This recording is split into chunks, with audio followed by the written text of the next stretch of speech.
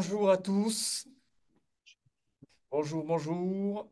Voilà, je vois que ça commence à arriver. Merci déjà pour votre participation pour ce webinaire qui concerne le sujet de l'optimisation du service public de prévention et de gestion des déchets. Donc, il s'adresse principalement aux collectivités, compétences collecte, mais aussi compétences mixtes et collecte et traitement. Vous étiez près de 120 inscrits. On a aussi invité tous les bureaux d'études qui gravitent autour de cet écosystème et de ce sujet. Donc, donc une forte participation, une forte inscription. Là, on va vous faire un petit propos introductif, mais très très rapide pour laisser la place vraiment au témoignage, parce que c'est vraiment le but de cet exercice de webinaire et de témoignage et de retour d'expérience. Passe-moi la diapo suivante. Voilà, on est ensemble jusqu'à peu près midi.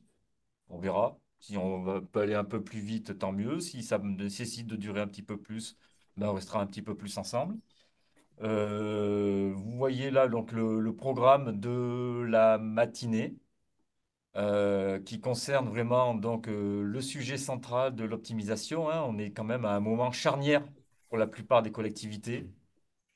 On est dans un contexte de hausse des coûts de manière générale, donc nécessité de mieux les connaître, de les maîtriser. On est dans un contexte pour certaines collectivités de tension sur les exutoires pour le sujet des ultimes qui ont un impact sur les coûts. Dans un contexte aussi de pyramide des âges, de réorganisation, de choix fiscaux, aussi des enjeux de prévention à prendre un peu plus en main, des enjeux d'acceptation, des enjeux aussi de préoccupation de plus en plus citoyenne. Et tout ça re-questionne, bien sûr, son service public de prévention et de gestion et des déchets et de comment l'engager dans une Rien là, modernisation ou le mettre au haut-parleur. en mouvement. C'est OK, je vois rien là. On... Merci, Microphone. merci de couper, Jabra, il s'appelle. merci de couper vos micros pour ceux qui ne les ont pas encore coupés. Là, mais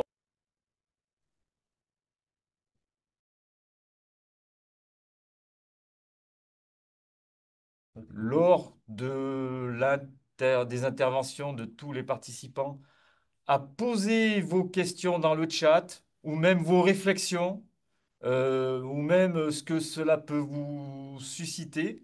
On s'en servira, nous aussi, de matière pour voir comment on peut répondre à tout ça, mais on vous le rappellera. Donc, n'hésitez pas à évoquer tout ce qui vous passe par la tête dans le chat de la conversation.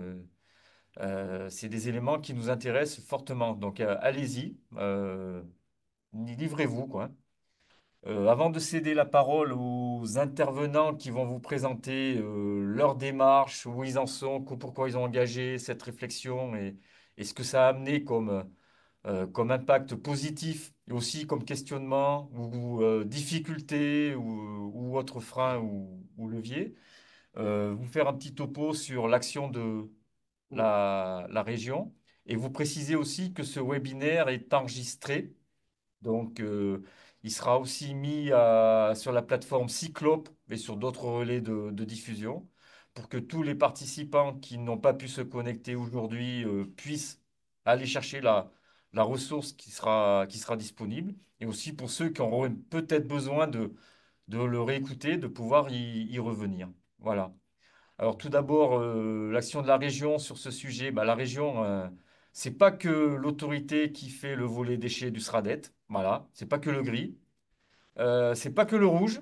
C'est pas qu'un guichet de subvention et de distribution de crédits ou de soutien financier.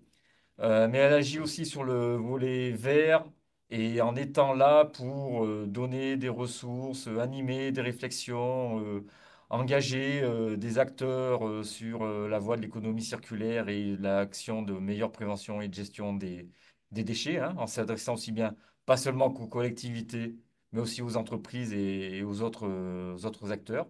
Et c'est un peu dans ce cadre que se situe ce webinaire sur le service public de prévention et de gestion des déchets, sur l'action d'optimisation. On a déjà mené des actions un peu similaires sur le sujet de la prévention, sur comment élaborer des programmes locaux de prévention, une communauté aussi qui a été très active pendant un moment sur le sujet du réemploi avec des collectivités, des acteurs associatifs et des acteurs impliqués sur le sujet. Et là, on voulait quand même vous faire un retour. Alors, un premier webinaire qui se veut un peu sur, c'est comment trouver les bonnes questions ou comment démarrer une réflexion qui concerne le sujet de l'optimisation de mon service public, quoi. Donc, on aura un premier retour d'expérience de la communauté de communes Centre-Tarn, qui sera à 4 voix. Là, je laisserai le soin à tout le monde de se présenter. Et vous aurez aussi un deuxième retour d'expérience qui sera par le SMICTOM Nord à Aveyron, qui sera lui à 3 voix, quoi. Voilà. Je crois que j'ai fait un peu le tour. Ah bah, pardon, voilà, c'est sur le sujet vert qui est l'animation et la mise en mouvement des acteurs sur l'économie circulaire. Il y a sur le site Cyclo, pour ceux qui ne le connaissent pas encore, qui est la plateforme de l'économie circulaire, une communauté dédiée au service public de gestion et de prévention des déchets avec des choses qui ont déjà été réalisées. Donc là, c'est l'occasion de vous remettre un petit post-it sur ce qu'il y a. Et on espère étoffer un peu plus ce sujet et on vous en parlera un peu au cours du webinaire ou à l'issue de celui-ci. Et je répète un peu, n'hésitez pas à poser toutes vos réflexions et vos questions à travers le chat. Et sur ce sujet de l'optimisation, là, on vous a fait une photographie qui montre dans l'espace et dans le temps toutes les collectivités qui ont engagé des réflexions sur ce sujet. Alors depuis 2019, 2018 pour les plus anciennes qui concernent le questionnement de leurs services publics avec des sujets un peu fiscaux, organisationnels, techniques ou autres. Et vous voyez ici ceux qui ont déjà mené des réflexions sur ce sujet. Et c'est peut-être l'occasion pour vous aussi de retourner vers eux, quand il y a des choses qui concernent soit des sujets, des leviers qui ont été activés comme la redevance spéciale ou le changement de mode de collecte ou le changement de fréquence de collecte, ou etc., etc., etc., sans rentrer dans le détail, quoi. Voilà. Donc, je cède la main tout de suite à Centre Tarn et on vous remercie encore une fois pour votre mobilisation et votre implication et votre mobilisation. Merci. La parole est à vous. Oui, pardon. Bonjour à tout le monde et merci effectivement de nous faire participer à ce webinaire. Donc, je suis pour ma part Marie-Claude Roland, je suis élue en charge de la transition écologique au niveau de la communauté de communes. Je comprends pas. Donc, moi, je suis Claire Weiss, chargée de transition écologique, énergétique et solidaire à la communauté de communes de Sainte-Tarn. Et moi, je suis Sonia Fimona, je suis la responsable du service collecte des déchets à la communauté de communes Sainte-Tarn. Bonjour à tous, Anne-Sophie Escudier, je suis la directrice adjointe du pôle déchets au sein du bureau IDE Environ, Solaire IDE qui a accompagné du coup la collectivité Saint-Gothard dans son étude d'optimisation. On peut peut-être passer à la, voilà. Alors, pour commencer, on a prévu une petite présentation quand même de notre territoire, hein, pour pouvoir voilà, vous expliquer un peu qui on est. Donc, nous, on est un territoire à dominante rurale, hein, 11 communes, qui comptent 11 300 habitants, avec un bourg-centre donc, qui est situé au niveau de Réalmont, avec 3 500 habitants agglomérés. Et puis, vous pouvez voir qu'on a 3 grandes communes, hein, dont Montredon-la-Bessonnière, qui est quand même une commune plus grande que Paris, je le précise, mais qui a une densité assez faible de 19 habitants au kilomètre carré. Terre de Bancalier-Lomberg, aussi, on le voit, sont de très grandes communes. On se caractérise majoritairement, donc nous, par un habitat, par des résidences principales et très peu d'habitat collectif, hein, puisque nous avons voilà, 90% d'habitat individuel, plutôt pavillonnaire. Voilà.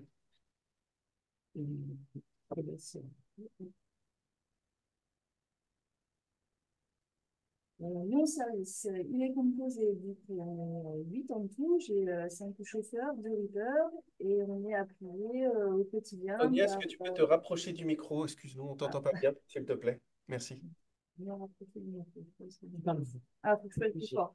J'essaie de parler plus fort. Donc, mon service, il est composé on est 8 en tout. Donc, il y a moi, la responsable de service. J'ai 5 chauffeurs de Reaper et je suis appuyée au quotidien par ma collègue qui s'occupe de la comptabilité et de l'organisation et également de Claire qui s'occupe de toute la partie prévention et qui m'aide dans cette optimisation de mon service.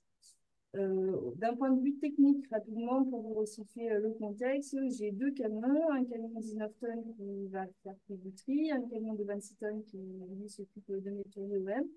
Mes agents, ils sont sur 4 jours et j'ai à peu près une tourne du lundi au jeudi. Comme ça me laisse le vendredi pour rattraper ma tournée.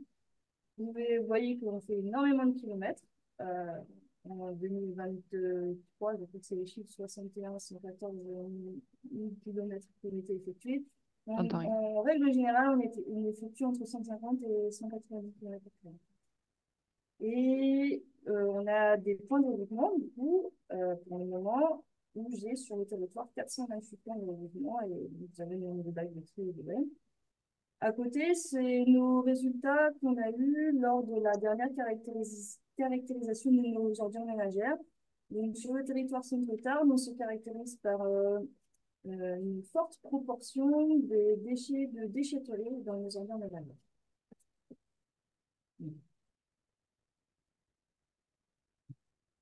Le syndicat de traitement, donc nous n'avons que la compétence collecte des ordures ménagères, la compétence collecte du verre, déchetterie et traitement, et dédiée à notre syndicat de traitement climatique et pétrifié. Donc vous avez l'ensemble du territoire que vous recyclez, et nous, on a un petit territoire rouge. Donc, en ce qui concerne, excusez-moi, je suis un peu enrhumée, donc n'hésitez pas à me dire si vous ne m'entendez pas. Pour quelles raisons on a fait le choix de cette étude d'optimisation? Donc, dans un premier temps, on va dire que plusieurs éléments de contexte nous ont amenés à cette réflexion. Donc, le premier point, ça a été l'élaboration du PLPDMA. Cette première élaboration et cette première question est arrivée d'un point de vue réglementaire peut-être tardivement, mais on était en période de confinement, donc 2020, où effectivement s'est posée cette question-là. La hiérarchie de la communauté de communes Centre-Tarn s'est tournée vers Claire et vers donc le pôle de transition écologique pour mener à bien cette étude. Première étape peut-être un petit peu délicate, puisqu'effectivement, c'est un sujet qui concerne les déchets, mais qui est rebasculé vers la transition. On reviendra peut-être un petit peu plus tard sur les difficultés, bien évidemment. Pourquoi aussi envisager une étude d'optimisation? Donc, c'est le contexte réglementaire. Comme vous le savez, hein, avec l'augmentation des coûts, l'augmentation des taxes de manière générale, qui font que l'on est amené à se poser des questions sur le fonctionnement de notre service. Le volet budgétaire, hein, à chaque étape, en début d'année, lorsque l'on vote les budgets, lorsque l'on vote les comptes d'une part et lorsque l'on vote les budgets, où bien évidemment des questions se posent.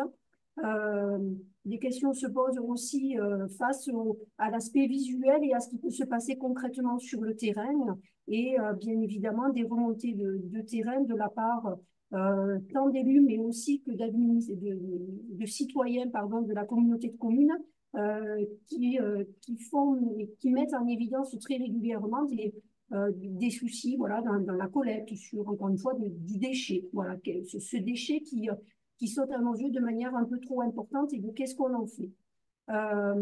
Et de là, du coup, une réelle volonté de diminuer les tonnages, hein, tant au niveau vraiment de la collecte, donc en lien avec ces coûts et cette maîtrise du budget, mais aussi par rapport à cette question visuelle et de notre question environnementale, puisque cette question-là est prépondérante dans notre réflexion en Centre-Tarn.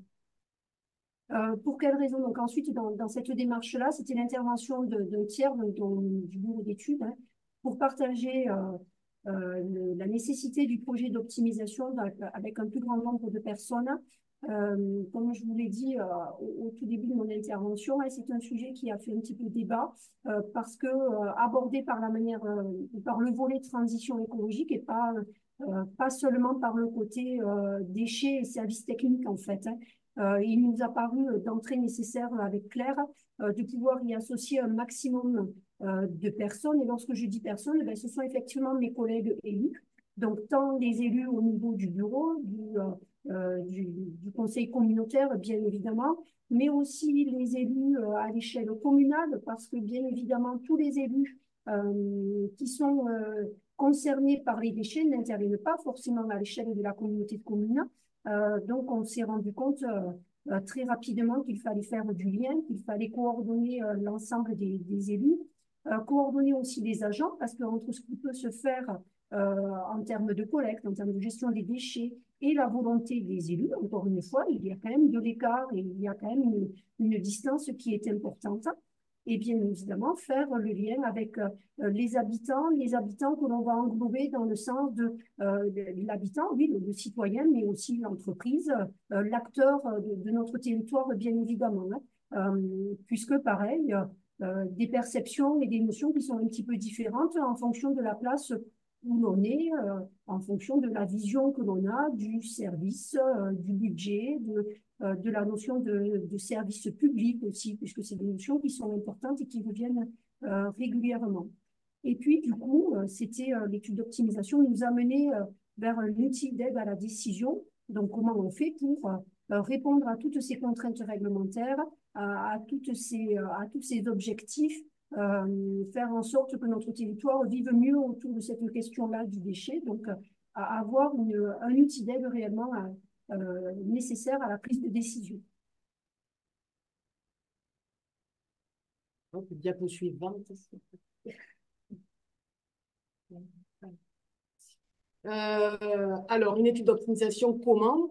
Donc, alors, l'avantage, c'est que comme l'a expliqué Marie-Claude, en fait, dès le départ, on a été aussi accompagné techniquement, je le dis, donc par Bruno, hein, Garde, et par la région.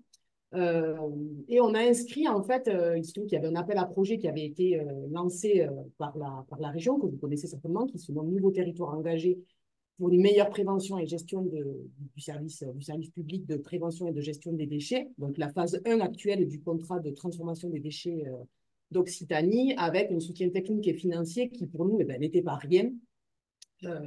Et nous a permis donc de faire cette étude qui était une action du PLPDM. Donc ça, c'est la première chose. De là, qui dit étude, il a fallu donc élaborer un cahier des charges. Alors, cette élaboration, elle s'est faite avec l'aide, j'ai envie de dire, du réseau. Donc, certes, la région Occitanie, l'ADEME aussi, bien sûr, et des bureaux d'études qui avaient été ciblés. Parce qu'on a pu, en effet, comme on a indiqué sur la diapo, identifier des bureaux d'études qui, voilà, une étude d'optimisation, c'est quoi? Sachant que nous, on voulait aussi étudier, on n'en a pas parlé, mais en même temps, étude de faisabilité d'instauration de la tarification incitative. Donc, c'était une étude double. Donc, il fallait à la fois que ça soit que ça renforce notre concertation en interne et aussi que ça apporte donc de l'expertise, de la pédagogie pour, voilà, comme l'a très bien expliqué Marie-Claude, voilà, qu'on comprenne pourquoi on fait cette optimisation et qu'on aille vers cette optimisation de notre service. Donc, élaboration du cahier des charges, voilà, l'aide du réseau. Et puis, donc, on ne rentrait pas dans les règles du marché public, donc on a pu consulter des bureaux d'études de manière restreinte.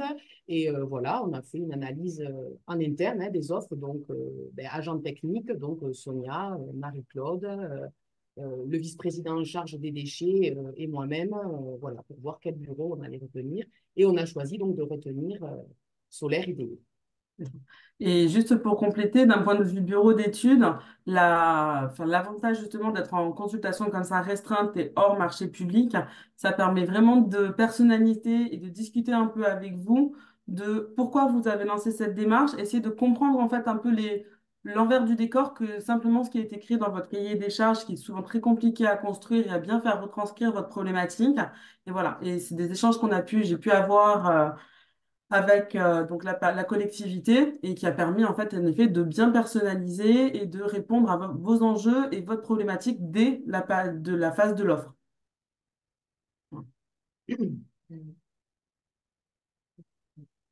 Donc, au niveau de nous, de notre accompagnement en tant que bureau d'études spécialisé Solar IDE, donc en effet, on était quand même dans un cahier des charges réglementé par la région avec les financements. Donc, on est sur les trois phases qui sont bien connues, que vous connaissez tous, mais qui sont quand même indispensables pour pouvoir assurer le bon déroulement et aller jusqu'au bout des choses d'un point de vue d'optimisation. Quand on parle d'optimisation, c'est vraiment l'optimisation au sens large, qu'elle soit autant technique que financière, ce qui a été le cas pour la communauté de Centre-Tarn.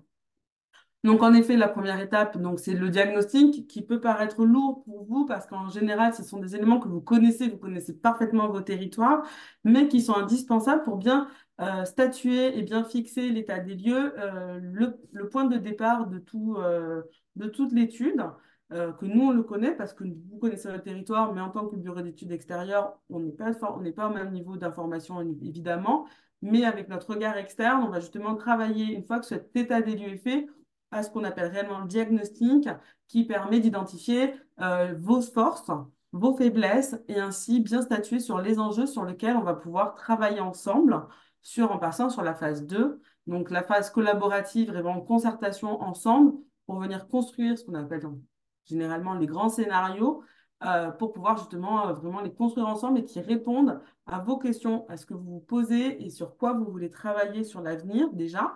Et nous, ce qu'on a vu en plus, et ce qui pourrait être un bon retour d'expérience qu'on a pu avoir ailleurs pour pouvoir aller plus loin que sur votre territoire.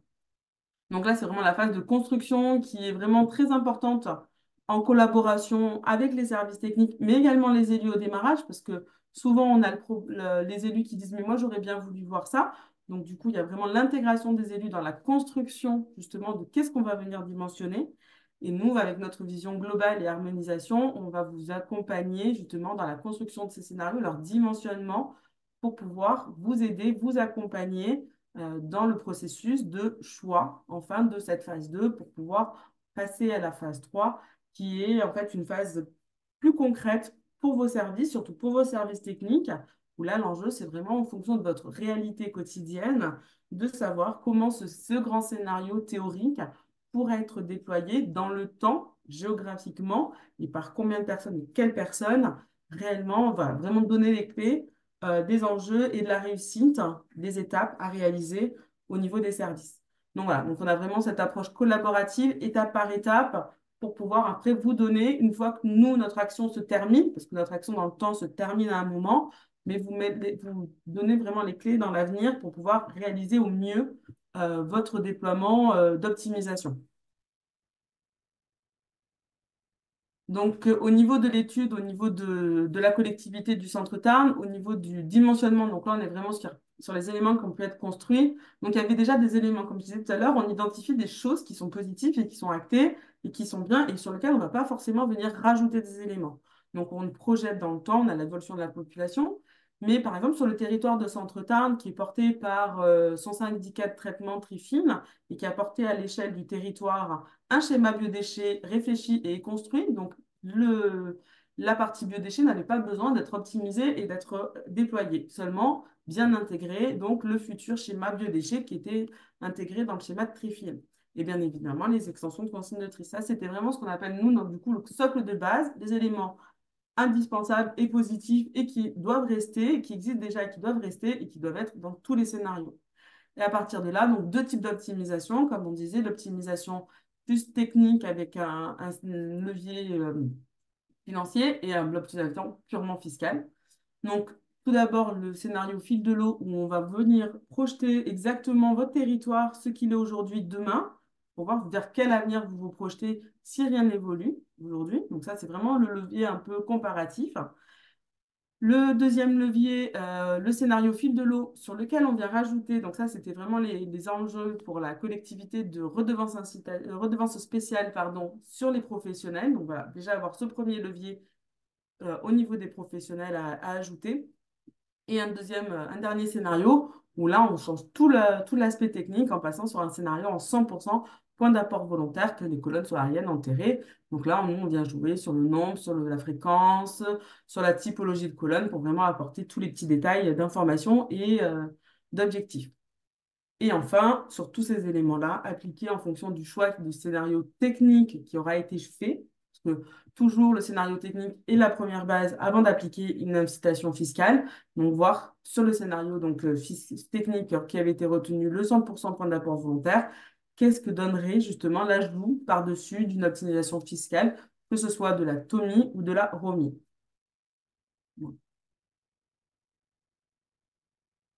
Du coup, le scénario qui a été retenu pour notre territoire, c'était le scénario, bon, déjà la redevance spéciale qui a été mise en place au mois de juin dernier et un scénario 100% passage PAV.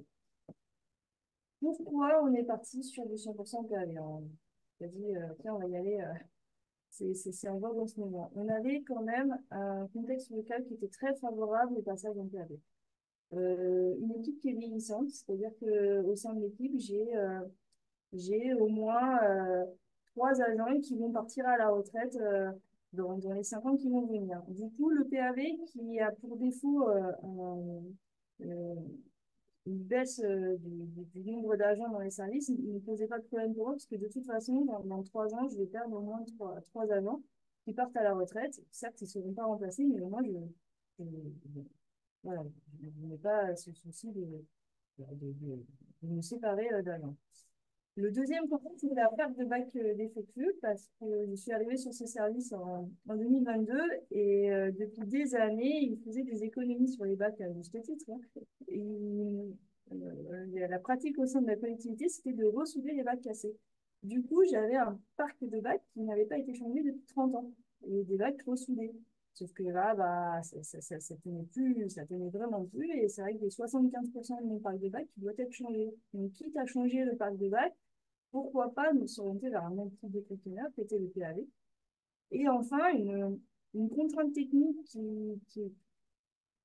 qui a aussi favorisé ce passage, ce scénario-là, parce qu'on est, peut-être spécificité de notre territoire, on a nos camions qui sont en location. Et du coup, on est contraint par le marché de location.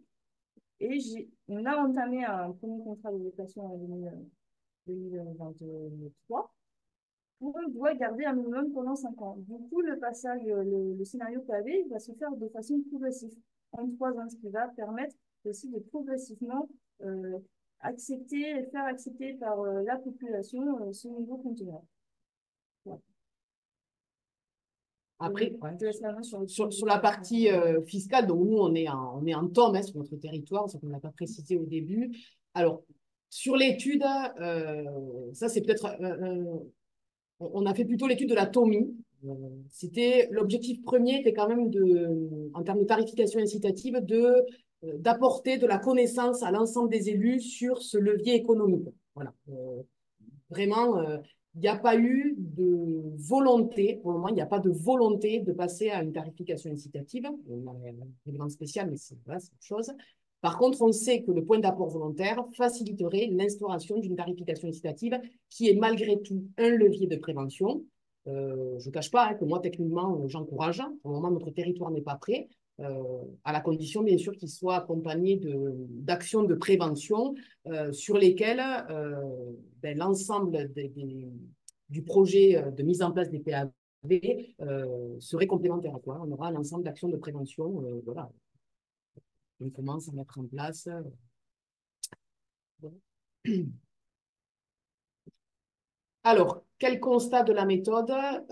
Alors, pour nous, cette étude d'optimisation, je le redis, qui est venue donc dans la suite du travail qui avait été mené au niveau de l'élaboration du plan local de prévention, on a vraiment partagé en interne le projet. Il faut quand même préciser que déjà, nous, le PLPDMA, on avait une CCES voilà, qui comptait 25 personnes, vraiment un échantillon représentatif de notre territoire et qui a voilà, une concertation qui est importante, hein, j'insiste dessus, et qui a fonctionné. Et du coup, l'étude, elle est venue en continuité de ce travail. Et on a encore apporté de la ressource, de la connaissance. Voilà, et c'est un projet qui est validé, hein, puisque là, au dernier budget, donc, a été validé donc, ce projet de mise en place 100% PAV. Voilà. Et ce n'était pas gagné.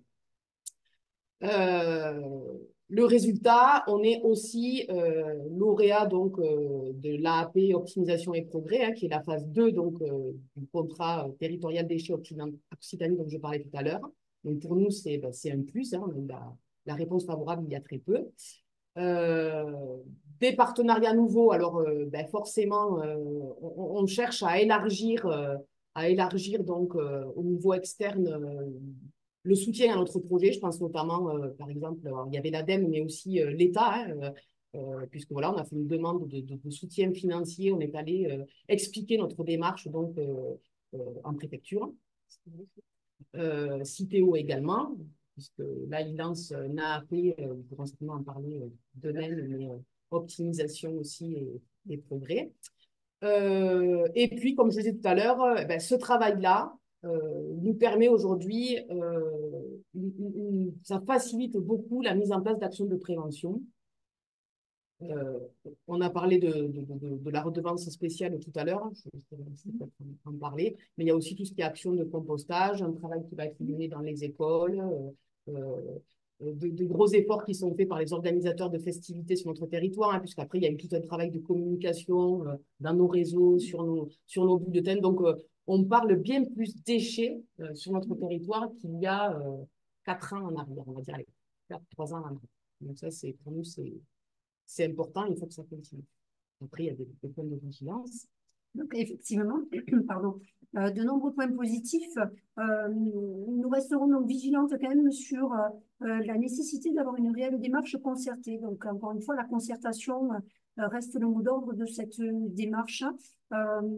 On fait facilement face quand même à des petites, comment dire, à des petites incompréhensions, de grosses incompréhensions même plutôt. Donc, la nécessité de se concerter et d'avoir toujours des éléments de discussion entre élus, avec les habitants, avec les entreprises, voilà, reste vraiment le point central pour pouvoir coordonner ce type de démarche et parler d'une seule et même voix.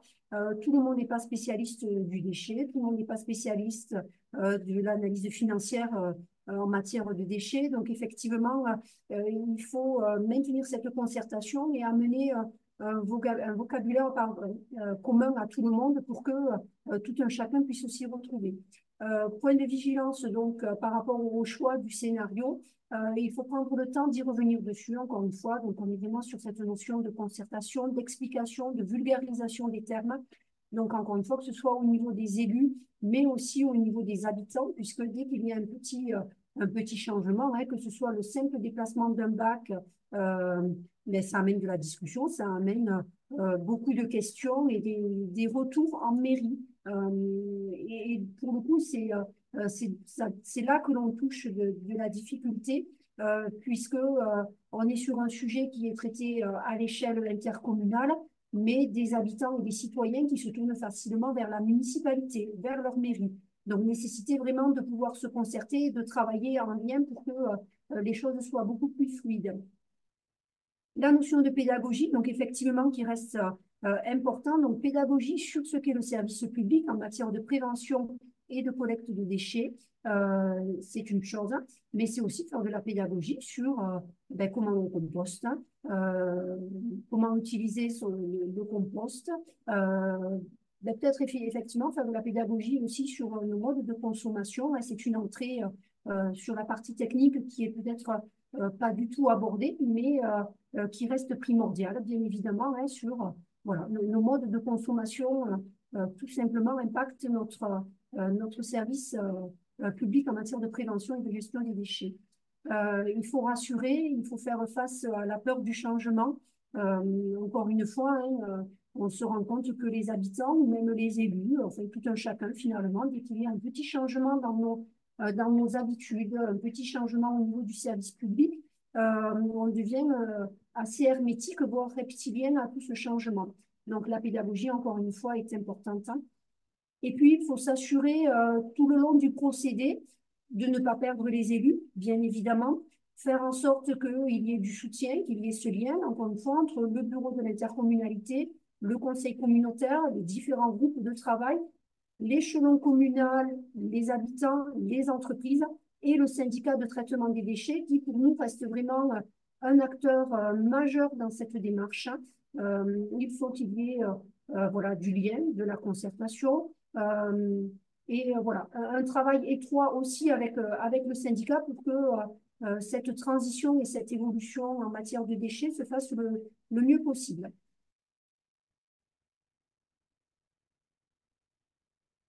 Merci pour votre attention. Merci beaucoup. Merci à vous pour la présentation, hein. Donc, je relance ma perche. N'hésitez pas à poser toutes vos questions, vos remarques dans le chat, où on a même un petit moment disponible où chacun d'entre nous aussi, en levant la main, peut poser sa question directement, en espérant que cela vous inspire, hein, et évoque des réflexions. On retient quand même des mots forts, hein, de concertation, de lien entre tous les acteurs en interne dans la collectivité, mais en dehors de la collectivité.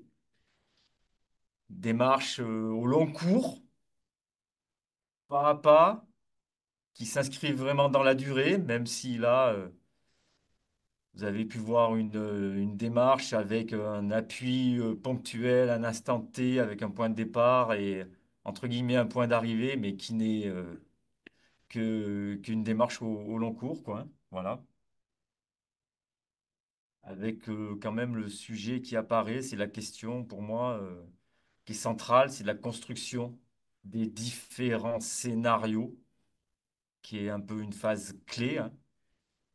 Oui, excusez-moi, c'est Claude à nouveau pour la communauté de communes Centre-Tarn.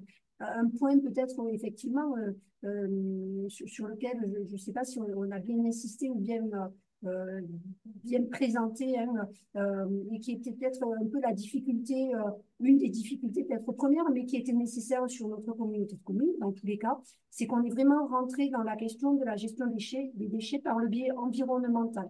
Donc, c'est bien le groupe de travail de transition écologique qui a eu en main, dans un premier temps, toute cette question-là, et notamment par le biais du travail du PLPDMA. La demande ou voilà, la démarche n'a pas été forcément initiée par le service technique qui s'occupe de la collecte des déchets, hein.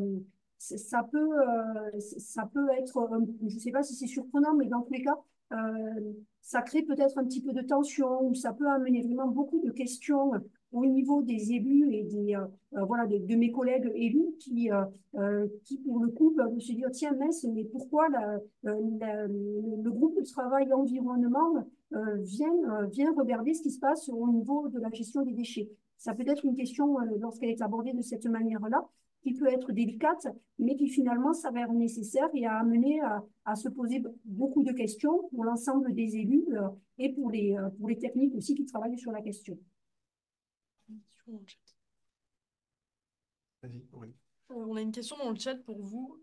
Pourriez-vous nous expliquer la plus-value apportée par le BE par rapport à votre expertise interne pour cette optimisation? Le BE, en fait, il est extérieur à la communauté de communes et en fait, on a besoin d'une voix différente de nous pour faire entendre des choses, certes, qu'on connaît, des choses qu'on maîtrise, mais souvent, nos élus, ils ont besoin d'un tiers extérieur pour entendre les choses. Élu, et j'ajouterais agent aussi en Agent interne. aussi, oui. Nous, c'était une expertise à la fois technique et à la fois fiscale aussi, puisqu'il y a eu tout un travail sur la fiscalité qui a été fait, au sein desquels, au niveau des instances qu'on a mis en place, avec le comité de pilotage, comité technique, on avait des élus qui représentaient à la fois la commission technique, à la fois la transition écologique, ce qu'on a dit, mais aussi le pôle administratif, hein, puisqu'on a nos collègues à la compta, des élus aussi qui suivent la partie budgétaire et qui ne sont pas forcément convaincus. Donc voilà, c'est vraiment, comme tu dis, apporter une parole, des paroles expertes autres que nous en interne qui des fois sommes la tête dans le guidon. Nous, on est convaincus, voilà, on assiste à des webinaires, on participe à plein de choses, mais des fois, on manque d'arguments pour convaincre. Donc là, on avait une continuité. Autre question dans le chat. Le référé concernant la communauté de communes Cœur de Garonne ne vous a pas stoppé dans votre démarche. De notre côté, les élus ont eu peur de vivre la même chose et remettent en question un projet de passage en PAV. Oui, tout à fait. La question s'est donc posée fin de cette année. Ce qui s'est passé en Cœur de Garonne a tout de suite fait bondir ici. Après, c'était un peu différent parce que c'est vrai que Cœur de Garonne, ils sont passés du porte-à-porte aux conteneurs enterrés. En plus, c'est mon souvenir. Et c'est vrai que nous, au final, on fait que changer un contenant. Les gens, ils sont quand même obligés de prendre leurs déchets dans leur voiture, d'aller au point de regroupement. Et en fait, on fait juste changer, avec que ce soit une poubelle, c'est un PAV. Mais effectivement, en toute honnêteté, se référer au fait du bruit et les élus ont quand même beaucoup peur. Oui, effectivement, pardon. On a quand même un bon nombre d'élus qui se posent la question de voilà, ce que ça veut dire un PAV. Voilà, concrètement, qu'est-ce qui va se passer sur le terrain? On en revient à cette notion d'échange et de vraiment faire du lien et de la pédagogie. La peur, effectivement, de devoir baisser le nombre de points de collecte. Euh, euh, on vous a présenté en introduction un territoire très rural qui nécessite de faire des kilomètres pour pouvoir aller collecter. Bien évidemment que beaucoup de personnes se posent la question et disent, mais mince, maintenant il va falloir faire 3 kilomètres de plus avec nos sacs poubelles dans leur voiture pour aller vider nos ordures ménagères. Bien évidemment que ça amène des questions, mais bon, il faut de la pédagogie, il faut y aller doucement et je crois que tout ne se fera pas non plus de manière révolutionnaire quand même. Après, sur la méthode, là, sur le choix du scénario, on a fait le choix de cartographier ce que pourrait donner le territoire, donc sur chaque commune, la mise en place des PAV. Donc, Sonia a fait tout un travail cartographique et on a distribué à chaque commune donc, ces cartes. Et il y a eu un travail de projection, en fait, et d'inquiétude face au changement qui a été bien exprimé par certains élus de certaines communes. Hein, voilà, et qui nous permettent donc, alors après, il faut de l'argumentation, hein, c'est clair que c'est beaucoup d'énergie hein, voilà. Merci. Et aussi les photos. Les photos. On a essayé de montrer que le PAV, c'était pas juste des petites des bornes qu'on a pu voir sur la diapo. Maintenant, il y a quand même pas mal de fournisseurs qui peuvent faire des PAV visés, s'inscrivent vraiment dans le cadre de vie. Et ça, c'est vraiment important. En fait, vraiment, le contenant, là, encore à l'heure actuelle, lui me dit, moi, je veux voir le PAV, je veux voir à quoi ça ressemble, je veux ouvrir, je veux montrer que non, la petite mamie, elle n'aura pas de difficulté à aller jeter son sac poubelle. Voilà, on en est là, à l'heure actuelle. Merci pour vos réponses aux questions. Alors, on a deux autres questions, dont une qui porte sur le PLPDMA. Alors, on va pas les prendre parce qu'on est peu pris par le temps. Si on a du temps à la fin, on reviendra dessus. Autrement, n'hésitez pas, que ce soit Sonia ou Claire, à répondre dans le chat. Et je en profite pour vous rappeler qu'il y avait un webinaire du même ordre qui avait été organisé sur comment conduire une démarche de PLP que vous pouvez retrouver en replay également sur Cyclope. Voilà. Et là, donc là, tout de suite, vous avez vu une démarche qui avait un point de départ qui était lié à une démarche de prévention, à d'élaboration de programmes locaux de prévention. Une démarche avec un appui par un prestataire extérieur, une démarche qui est malgré tout assez récente, assez neuve, et j'aurais envie tendance à dire à la communauté de communes Centre-Tarn que tout est à faire, hein, tout est à mettre en œuvre, tout démarre maintenant quelque part. Il faut mettre le pied à l'étrier. Et là, on va céder la parole au SMICTOM Nord-Aveyron, qui va vous présenter leur propre démarche aussi. J'aurais tendance à dire que c'est un autre point de départ. C'est aussi un autre acteur, parce que ce n'est pas une communauté de communes, mais c'est un syndicat mixte, à compétence déchets. Une démarche qui a été menée plus en interne et au long cours et qui a démarré il y a très très longtemps, quoi. Voilà, je vous cède la parole et on vous remercie encore.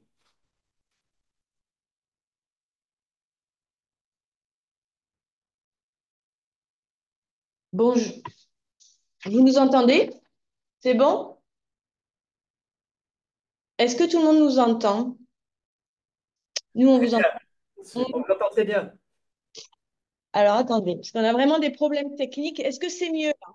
On vous Non, entend mais parfaitement. on vous entend parfaitement. Bon, moi, j'entendais pas bien, pardon. Donc, tout d'abord, bonjour à tous. Tout d'abord, excusez-nous pour le démarrage parce qu'on avait des problèmes techniques au niveau du son. Je me présente, je suis Élodie Garde, je suis donc présidente du SMICTOM Nord-Aveyron, qui est, comme l'a dit Monsieur Garde, un syndicat mixte qui traite uniquement la compétence déchets. Et donc, nous allons faire une présentation un petit peu de notre travail à deux voix. Donc, je suis entourée de... Joanna Méjeanne. Et Philippe Molinier. Voilà, donc Joanna Méjeanne qui est la responsable administrative et Philippe Molinier qui est le responsable technique du syndicat. Alors, notre syndicat, eh bien, en fait, il est né il y a peu de temps. Enfin, moi, je trouve qu'il y a peu de temps. Donc, il existe depuis le 1er janvier 2017. Alors, comment il a été créé? Tout simplement au vu de la refonte des collectivités, des intercos, pardon, qui était donc prévue au 1er janvier 2017.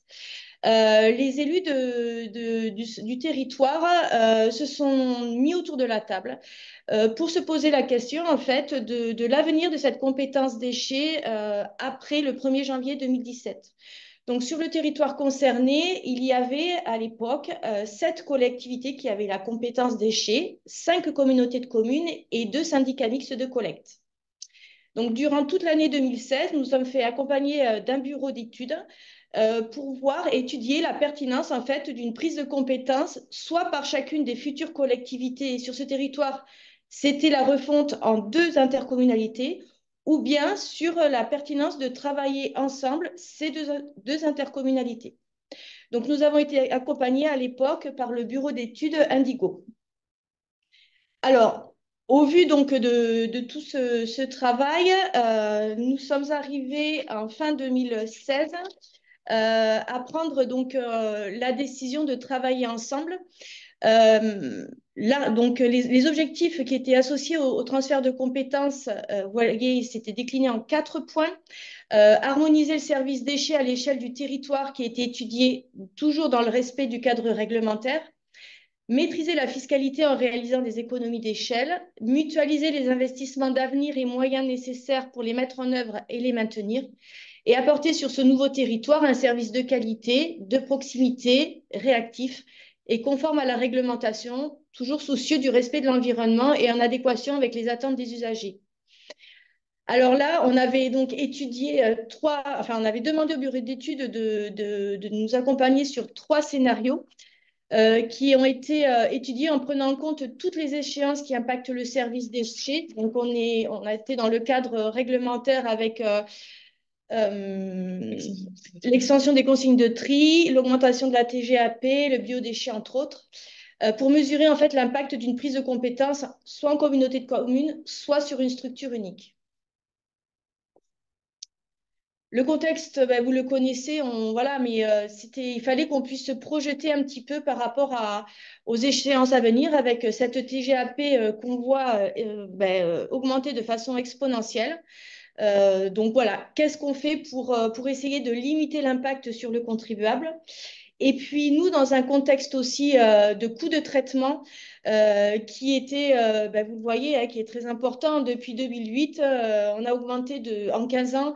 Le coût du traitement a été multiplié par plus de 4. On était à 68 € la tonne en 2008. Et puis en 2024, aujourd'hui, on est à pas loin de 300 €.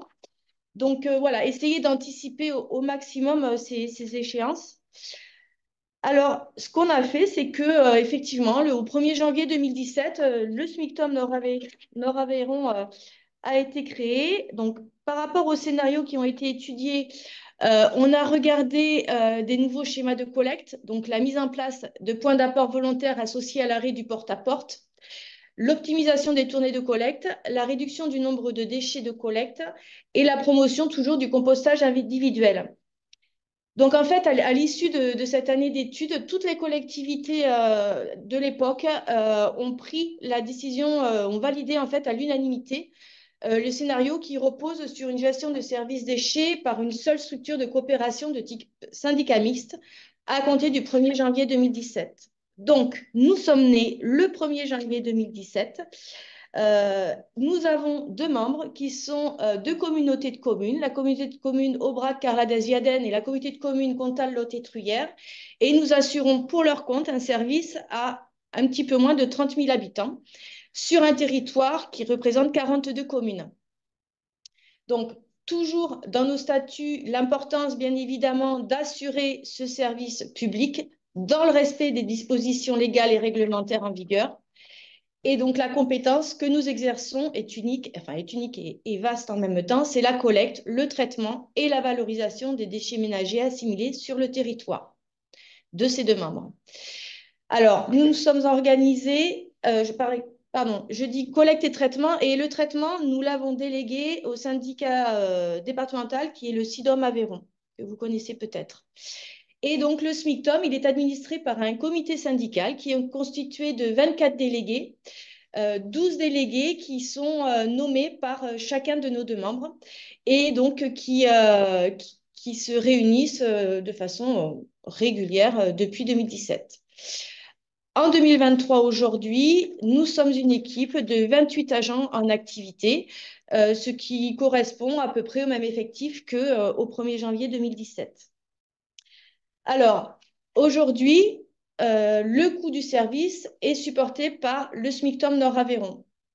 Le coût du service, on le sait, c'est l'addition du coût de collecte et du coût de traitement. Notre cœur de métier à nous, SMICTOM, c'est le coût de collecte, la collecte en fait, notre objectif, c'est de maîtriser tous ces coûts de collecte pour limiter au mieux l'impact de la hausse des coûts de traitement sur lesquels nous n'avons absolument pas la main.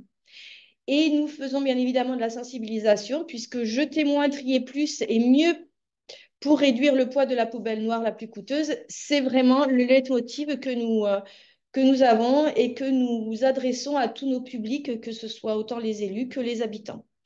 Donc là, effectivement, sur le coût de service, notre action principale, elle est vraiment sur le coût de collecte que l'on maîtrise. Et ensuite, on honore les coûts de traitement.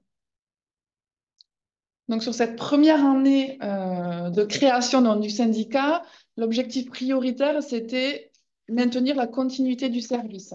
Donc, l'objectif, c'est toujours, comme nos homologues, d'avancer pas à pas, étape par étape. Donc, la première, c'était on maintient et on met en œuvre la continuité du service, on structure la collectivité avec 2 pôles, à la fois un pôle administratif et un pôle technique, avec des chefs d'équipe de secteur qui permettent de faire le relais aussi avec l'ensemble de l'équipe. Et la seconde priorité, c'était le choix des élus d'installer des outils nécessaires à l'optimisation future du service. Et ces outils, c'est de la géolocalisation dans les camions, des logiciels de planning, de la gestion informatisée des déchetteries, tout ça pour pouvoir engranger des données factuelles, pour pouvoir présenter en suivant aux élus des pistes d'optimisation et de l'optimisation qui est issue donc, de données vraiment techniques et factuelles. Donc, sur cette première année 2017, c'était vraiment ça, le choix d'installer des outils et de mettre en œuvre la continuité du service et la structuration.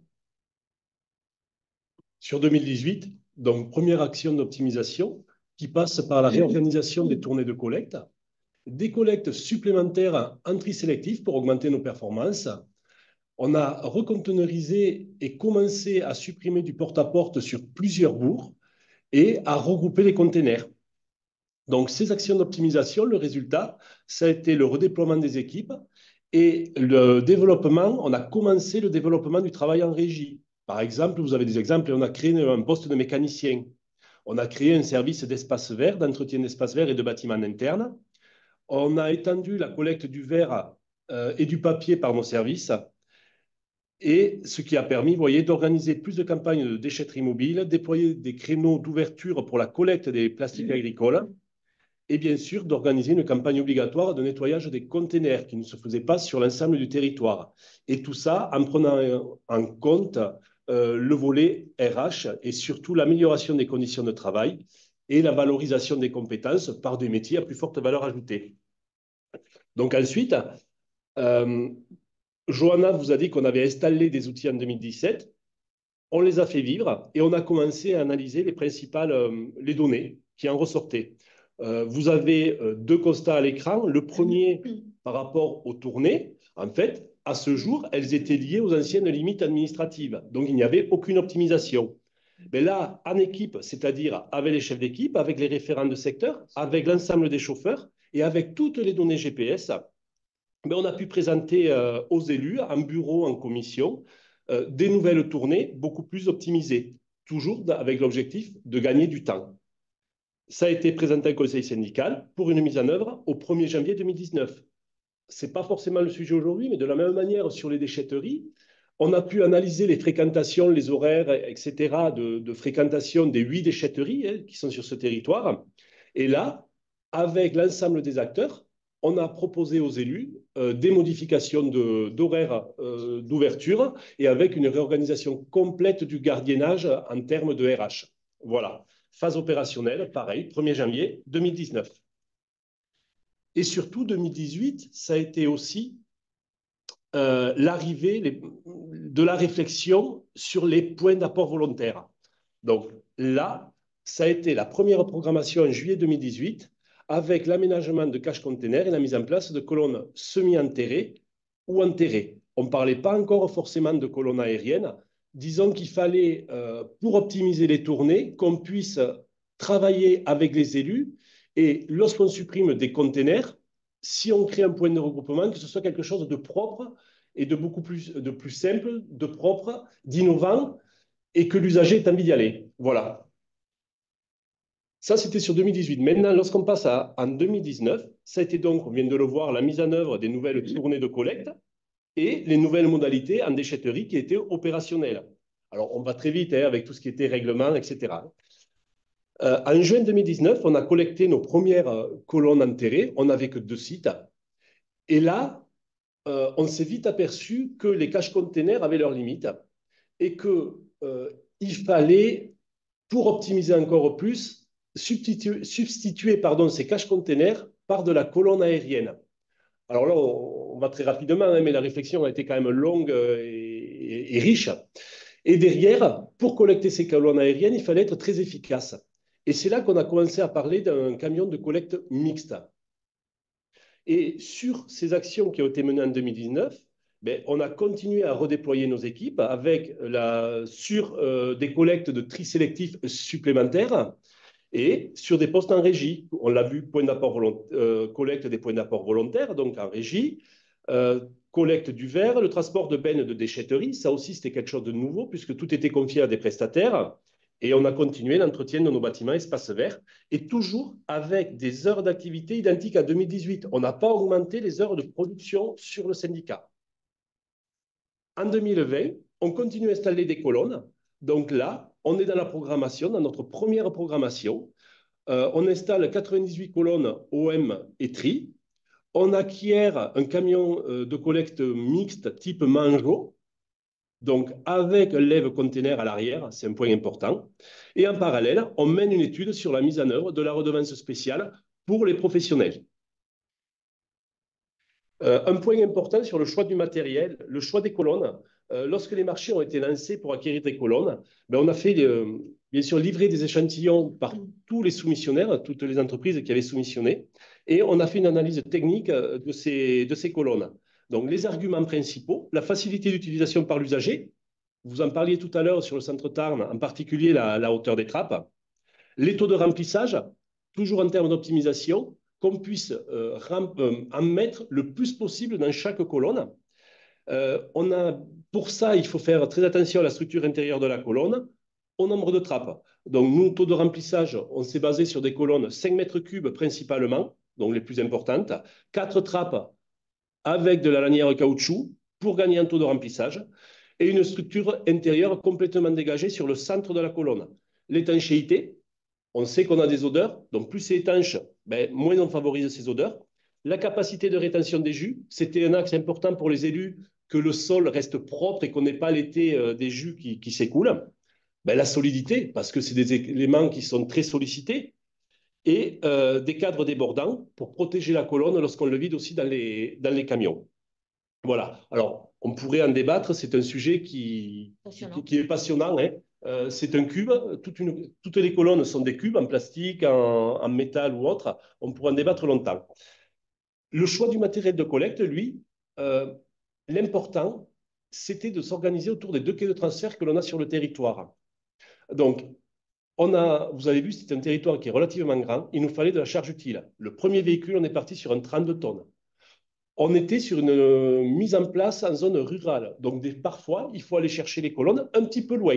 Donc, on a fait attention à la longueur de la grue. On est sur de la 10 mètres. Facilité de vidage, bien entendu. Lève-container à l'arrière, qu'on n'ait pas à repartir et à faire des kilomètres pour aller chercher un bac qui est resté à un endroit parce que politiquement c'était compliqué ou parce que tout simplement on ne pouvait pas le supprimer. Donc, on peut collecter du PAV, mais aussi des containers. La qualité du SAV, c'est des camions très, très complexes. Et là, en mise en œuvre, ça peut s'avérer compliqué. Donc, il faut pouvoir avoir des partenaires de confiance et pouvoir les solliciter très, très rapidement. La fiabilité de l'équipement et bien sûr, on en a un petit peu parlé, la polyvalence. Alors, tout à l'heure, vous mettiez l'accent sur la communication, la concertation. Ça a été un élément important au niveau du syndicat. Au niveau déjà des élus de la commune concernée. Chaque fois qu'on installe des colonnes, on va à la rencontre, bien entendu, des élus, même s'ils ont été sollicités et qu'ils ont pris connaissance de notre rapport d'activité dans le cadre de leur communauté de communes. On fait des propositions techniques. Le SMICTOM réalise des propositions techniques. Ça, c'est fait en interne avec les chefs d'équipe et les chauffeurs. Et puis derrière, on les présente. Et puis, voilà, on discute et on cherche la meilleure solution pour l'ensemble. Une fois que cette solution a été trouvée, on réalise des plans et des documents de communication qu'on présente en conseil municipal et qu'on fait valider en conseil municipal. À partir de là, certaines communes nous demandent des réunions publiques, pas forcément toutes. Donc, on anime des réunions publiques où on explique pas que la mise en place des colonnes, mais le pourquoi. Les augmentations, tout ce qu'on a vu un peu en amont, les augmentations de coûts de traitement, etc., les différentes solutions proposées par les élus, et puis les choix politiques qui ont été faits. Et ensuite, on distribue un document de communication à tous les foyers un mois avant la mise en place des colonnes. Vous avez aussi le choix des sites qui est important pour les chauffeurs, qui est important pour les usagers. Donc, déjà, la proposition technique du SMICTOM va dans une logique d'optimisation des tournées. Voilà, on n'obéit qu'à ça. Le but, l'objectif recherché, c'est l'optimisation. Donc, PAV sur un lieu de passage, surface suffisante de dégagement de la chaussée, absence de câbles, finition des abords, propreté. Si c'est propre, ça restera propre. Et donc 2021, on continue l'installation. Vous le voyez, 193 colonnes installées que l'on collecte en régie. Et donc, au vu de ce déploiement-là, au bout donc d'1 an et demi d'installation, on calcule nos coûts de revient par activité. Donc, les élus nous sollicitent, nous services, un petit peu comme une entreprise privée, pour savoir effectivement quel coût de revient a l'activité collecte point d'apport volontaire en comparaison d'une collecte traditionnelle.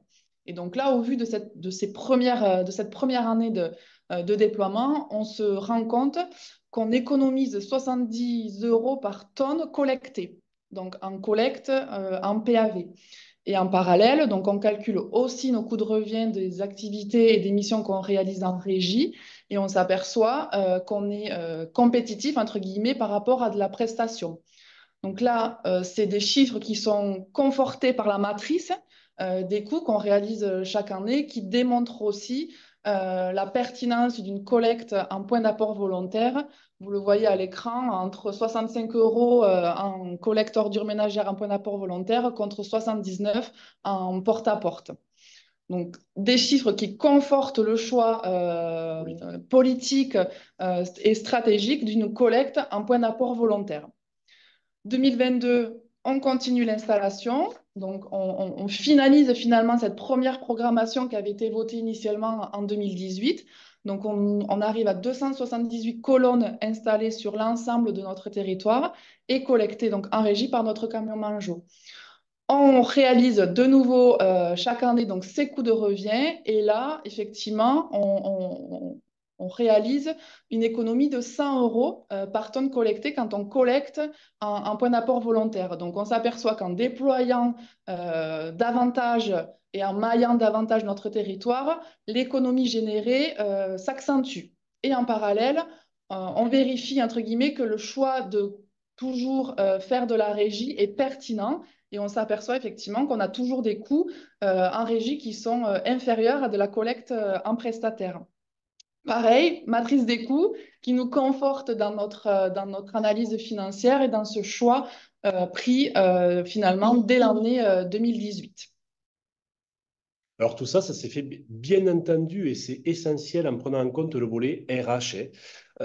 Tout s'est fait en concertation avec les agents, que ce soit sur la collecte ou tout à l'heure, on parlait de déchetterie aussi.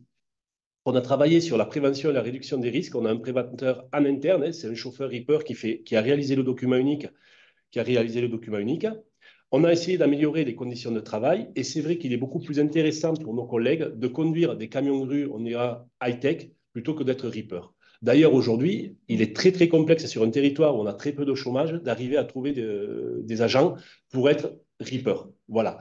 Donc, on valorise, on dira, les compétences lors de l'entretien pro et c'est les agents qui font remonter leur souhait d'être chauffeur de camions grues ou de camions polybènes ou autre. Et là, il y a une période de formation en interne pour chacun de la durée qui est nécessaire pour chaque agent. Quel est le bilan au 31/12/2022 ? En 2017, le syndicat comptait 13 BOM qui tournaient sur ce territoire. Au 31/12/2022, on est à 6 BOM qui tournent et un camion de collecte mixte qui tourne en 2/8. Voilà, qui tourne un chauffeur le matin, un chauffeur l'après-midi. Grosso modo, on peut dire qu'un camion de collecte mixte, il fait le travail de 3 camions poubelles standards. On a diminué aussi nos sites de départ camions. Sur ce territoire, on avait repris un historique. Il y en avait 7, on n'en a plus que 5 en 2022. On a redéployé les équipes, on n'y revient pas, on en a parlé. Et bien sûr, au vu du rapport financier de cette collecte en PAV, eh bien, les élus ont fait le choix de commander un second camion Manjo. Et en parallèle, au 1er juillet 2022, a été instaurée la redevance spéciale pour les professionnels sur ce territoire. Alors, comme voilà, c'est ce que l'on sent dans la présentation et dans la façon dont nous fonctionnons, vous avez pu voir, on a fonctionné pas à pas, mais systématiquement, les élus prennent des décisions, mais avec une analyse financière et une analyse vraiment de terrain, puisque bon, la collecte, c'est quand même avant tout de la proximité. Donc, au vu en fait de toutes des coûts de revient, de tout ce qu'on a pu voir là sur notre première programmation, c'était important de faire un point sur voilà, quels sont en fait les fruits des choix que nous avons fait en 2018.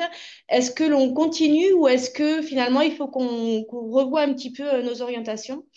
Et c'est donc cette année, une année de 2023, qui a été une année forte en réflexion et en décision, puisque les élus, au vu de toute cette analyse, ont pris la décision de continuer en fait à développer le mode de collecte en point d'apport volontaire sur l'ensemble du territoire, donc petit à petit, mais aussi de définir en fait ce déploiement sur des critères pour le phasage des installations qui sont deux critères très importants.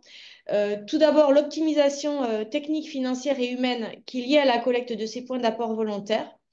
Et puis, la capacité aussi de chaque commune concernée par l'installation à accompagner ce changement. Donc, effectivement, nous avons travaillé nous aussi sur des cartographies. Il y a un travail très important d'échange qui se fait entre les services et puis, bien évidemment, les élus municipaux.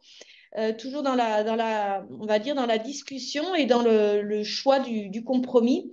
Et puis, voilà, donc nous avons pris cette décision forte en 2023 pour, on va dire, concrètement, que cette nouvelle programmation démarre la première collecte à la fin du mois de mai, là, 2024.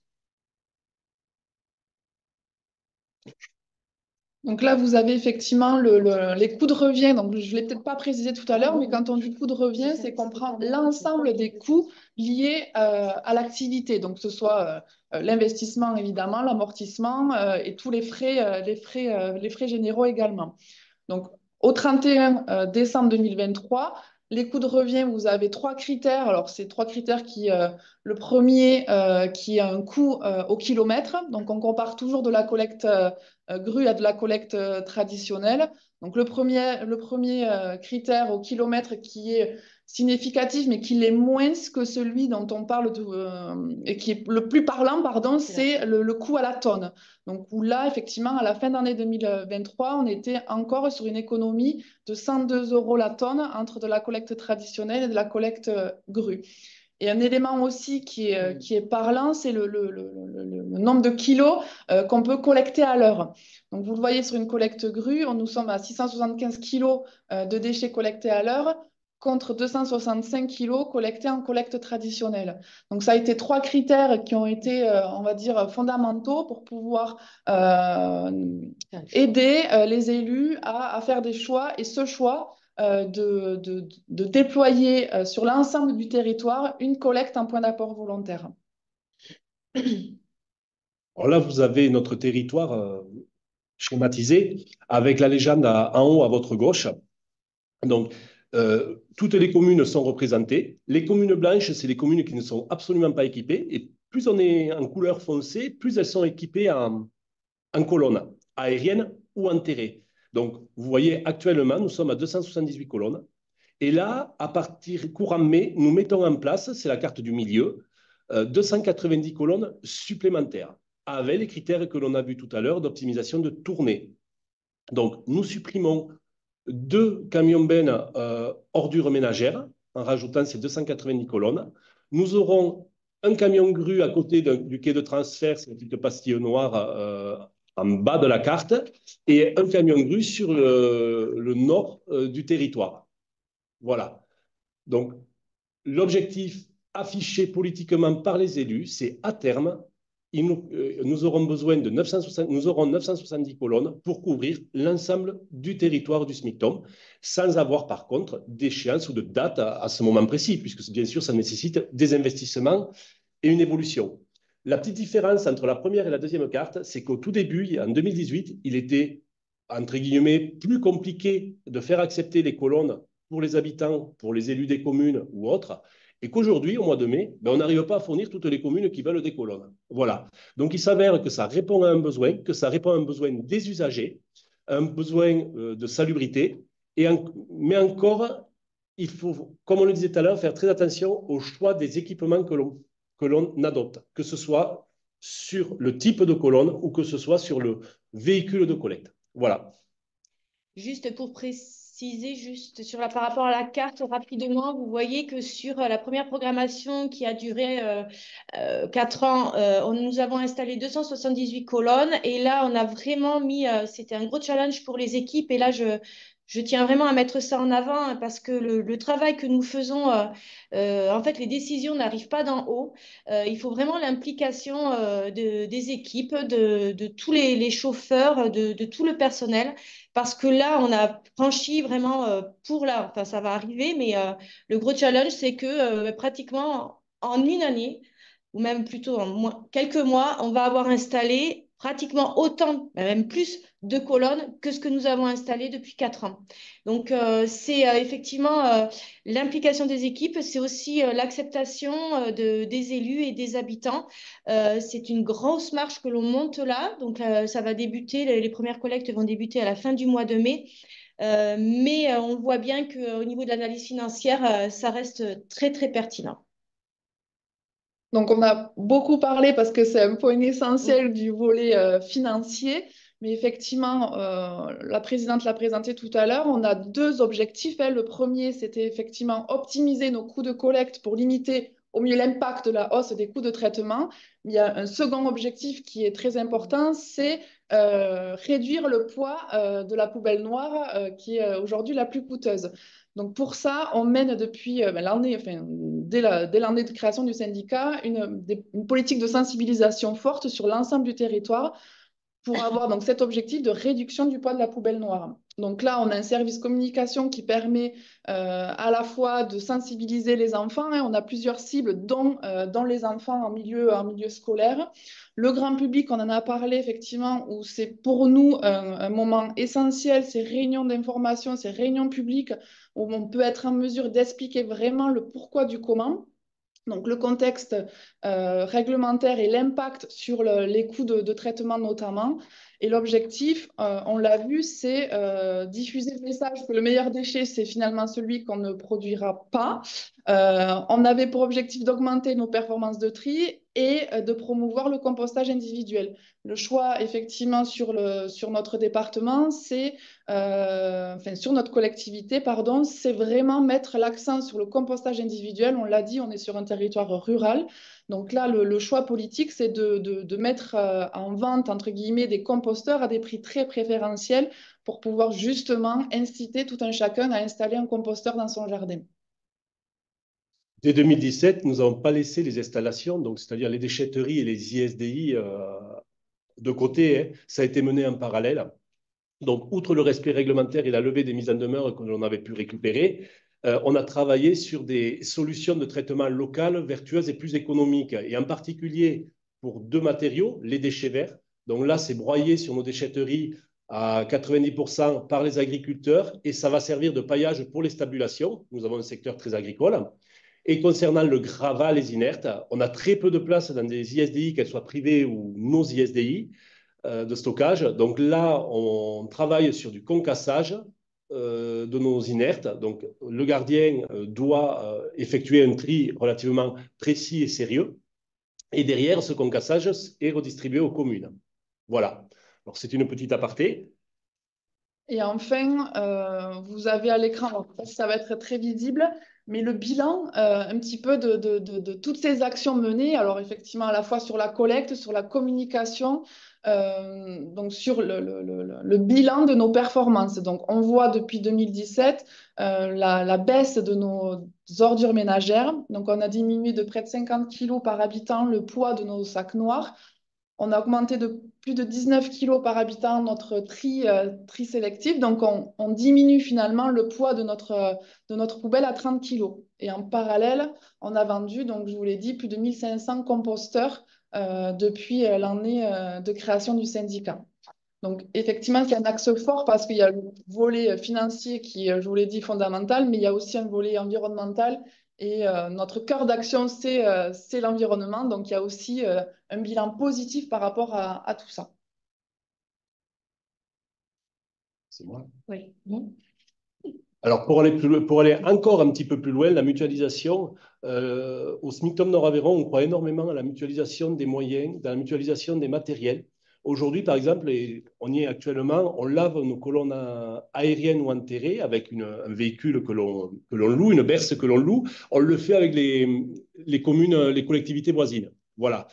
Tout à l'heure, on parlait de prévention. Donc, nous avons un préventeur, un assistant de prévention qui a réalisé le document unique. Ça aussi, Richard, c'est quelque chose qui lui plaît énormément. Donc, on a mutualisé avec une communauté de communes. Il a réalisé le document unique pour une communauté de communes, pour des communes aux alentours.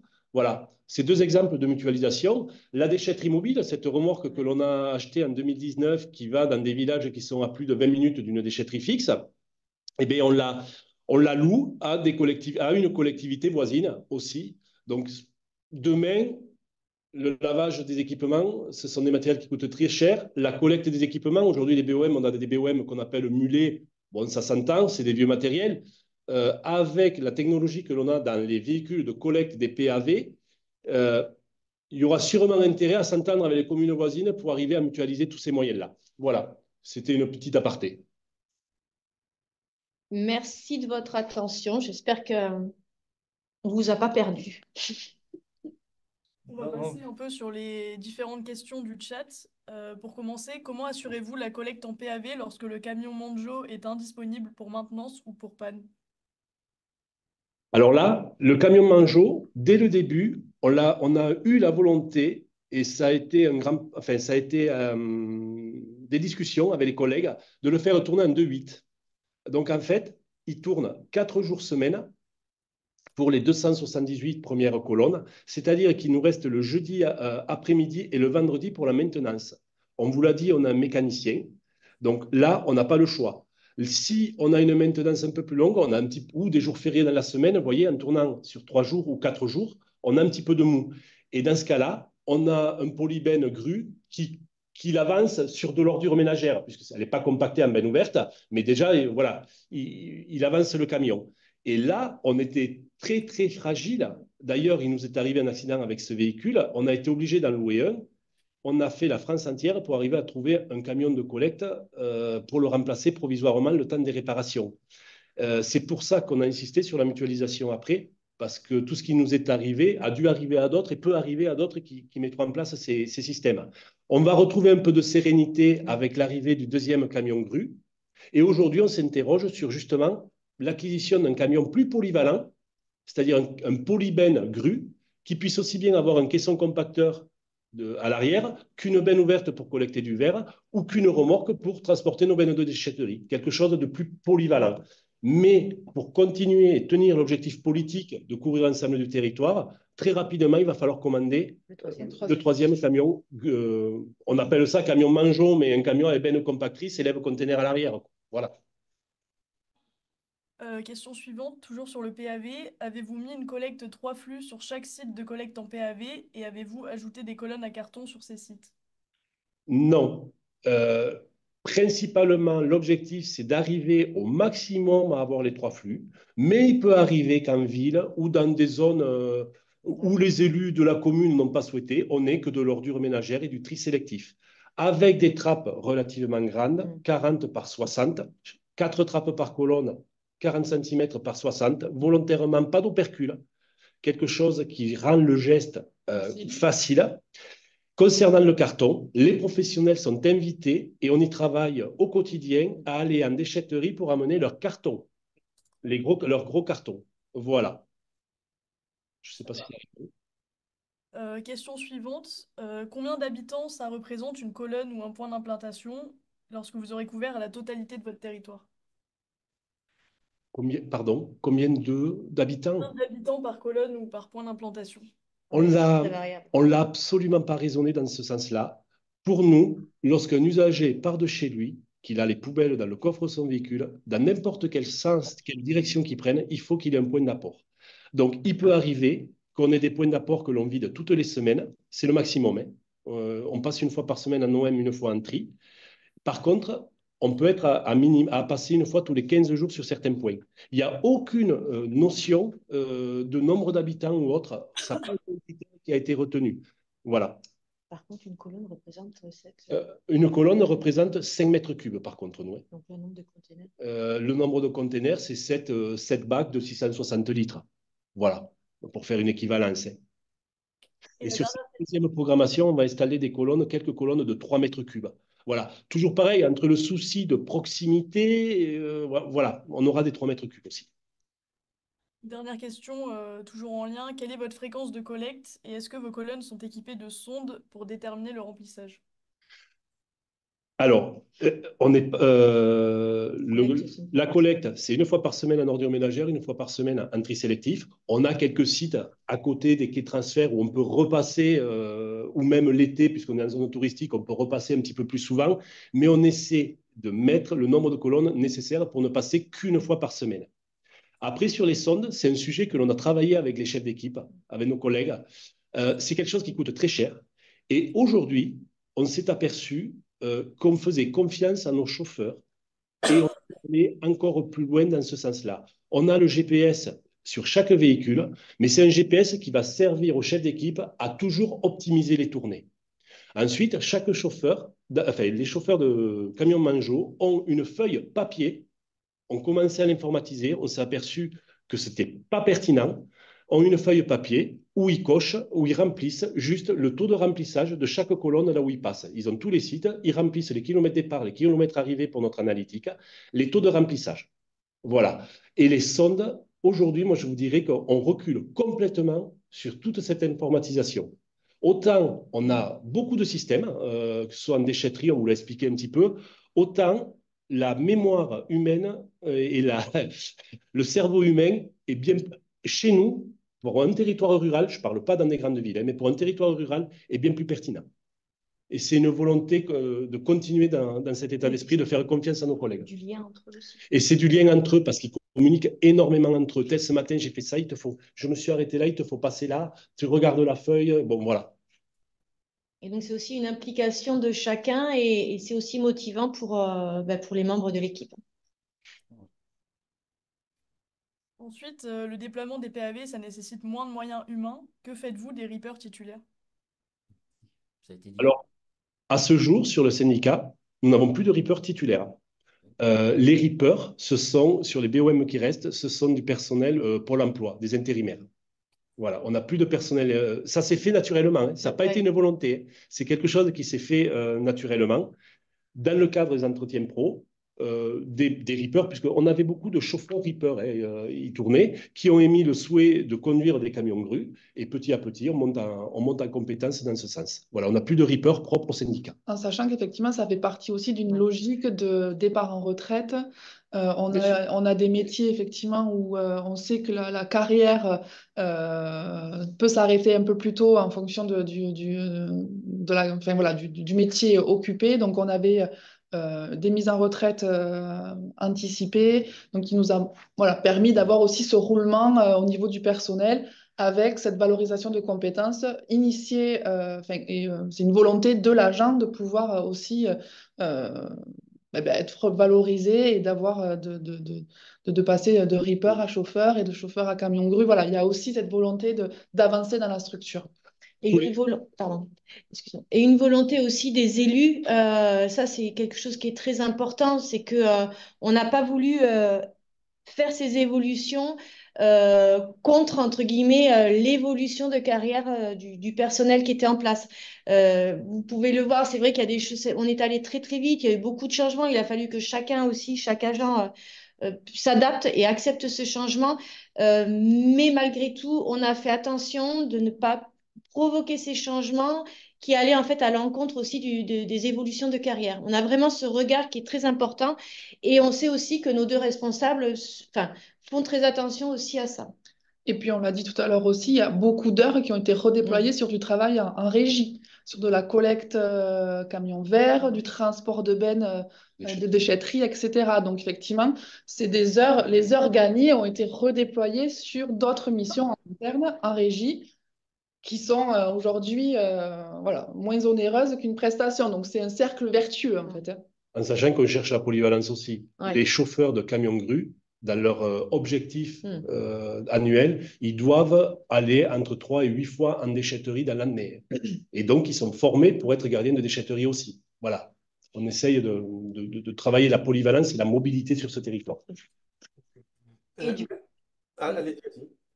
Et du coup, faciliter aussi l'interconnaissance entre collègues parce que c'est vrai que quand on est sur un camion grue, on est un petit peu seul dans l'équipe des chauffeurs camion grue. Quand on est sur une déchetterie, on se côtoie entre gardiens de déchetterie et de savoir un petit peu ce que fait le collègue, de connaître son quotidien, ça facilite aussi parfois la compréhension et les freins que chaque métier en fait peut avoir et ne pas se focaliser uniquement sur les difficultés que moi j'ai dans mon quotidien par rapport aux missions principales que j'effectue pour le SMICTOM. Merci beaucoup, je suis désolé, le temps a largement glissé. Il reste quelques questions très pratiques, très techniques. Je pense que vous pouvez répondre dans le chat en direct et de toute façon, ce n'est pas une fin en soi. La réunion permettra d'ouvrir et de vous mettre en lien les uns les autres. On va basculer sur le dernier temps. C'est celui effectivement de la présentation et ça avait été souhaité notamment par les différents contacts qu'on a eus au sein des EPCI, avoir une présentation très rapide, très succincte des accompagnements techniques et financiers à la fois par l'ADEME, par Citeo et par la région. Donc, on va donner la parole à Manon Vidal, chargée de mission économie circulaire à l'ADEME Occitanie. Bonjour, vous m'entendez bien? Très bien. Super, merci. Donc merci Benoît, merci pour votre présentation au syndicat et à la communauté de communes. Donc comme l'a dit Benoît, donc je suis chargée de mission économie circulaire à l'ADEME. Je prends la parole aujourd'hui plutôt au nom de Charlotte Parent, ma collègue qui est plus spécialisée sur les coûts et la gestion du service de prévention et de gestion des déchets. Donc, je vais vous présenter, j'ouvre le bal des accompagnements donc, au niveau ADEME. Donc, comment est-ce que l'ADEME peut vous accompagner pour optimiser la gestion des coûts du service déchets? Donc, on a tout un panel d'études et d'accompagnement. C'est une présentation qui va être assez rapide. Donc, vous avez ici un listing des différentes études sur lesquelles on va pouvoir vous accompagner. Donc, pour en citer quelques-unes, une étude d'optimisation du service public ou de caractérisation des déchets ménagers et assimilés. Vous pouvez retrouver la liste de tous ces accompagnements sur le site Agir qui a été mis donc en bas à droite. À savoir que vous n'allez pas forcément pouvoir déposer, donc c'est une précision importante à dire, hein, mais vous n'allez pas forcément pouvoir trouver toutes les études pour déposer votre dossier. Donc, vous pouvez déposer votre dossier sur, par exemple, un autre appel à projet, par exemple, les études de la tarification incitative. C'est un peu paradoxal, donc je ne sais pas si c'est très clair, mais en fait, on n'a pas un appel à projet pour chaque étude, parce que voilà, c'est des petites études qui sont spécifiques. Donc, si vous voulez déposer une demande d'aide par rapport à une étude et que vous ne la trouvez pas, une étude qui serait listée ici et que vous ne la trouvez pas directement sur Agir, vous pouvez déposer sur une étude, par exemple, de la tarification incitative. Est-ce que globalement ce message est clair? Parce que c'est assez important. Depuis l'entrée. Ouais. Après, je pense que de toute façon, le message à faire passer, c'est de prendre contact avec les Oui, référents oui, c'est territoriaux bien pour sûr. être guidé effectivement. Oui. Tu vas retenir dessus. Ouais. Voilà, c'est une très bonne précision. De toute façon, sur la troisième diaporama, vous aurez le contact de vos référents départementaux sur l'économie circulaire. Donc, vous pouvez bien sûr vous diriger vers eux pour, si vous avez un doute. Donc, vous avez également le site d'Optiged en bas à droite pour des retours d'expérience similaires à ceux qui vous ont été présentés. On peut passer à la diapo suivante. Et donc, l'ADEME passe un marché avec donc, Indigo, qui peut vous accompagner sur la maîtrise des coûts avec la méthode compte à coût euh, de deux façons différentes. Donc, vous pouvez soit vous former, soit vous faire accompagner par le marché régional d'accompagnement, ou soit les deux. En fait, c'est vraiment à la carte. Donc, la formation, ça va vous permettre de savoir remplir la matrice des coûts, de l'adapter à votre collectivité, de la saisir dans Sinoway et d'intégrer cette méthode donc de compte à coût dans votre collectivité. Et le marché d'accompagnement, donc vous avez un listing de ce sur quoi l'accompagnement peut vous aider, mais c'est vraiment à la carte, quoi. Vous pouvez choisir dans l'accompagnement certains items, pas forcément tous. Donc vous retrouverez, vous avez un lien cliquable, donc ADEME Formation pour voir toutes les formations proposées par l'ADEME. Et vous pouvez donc, pour en savoir plus sur la matrice des coûts et la méthode compte à coût, contacter soit Laure Prête qui travaille donc au bureau d'études Indigo, soit vos référents économie circulaire départementaux, qui sont sur la carte juste après. Là, je vois l'item, effectivement, restitution. Oui. De restitution, c'est super important. Je ne sais pas si tu peux nous en dire un mot, Manon. Euh, je ne saurais pas vous en dire grand-chose de plus que des réunions de restitution aux élus. Voilà, Là, je vous...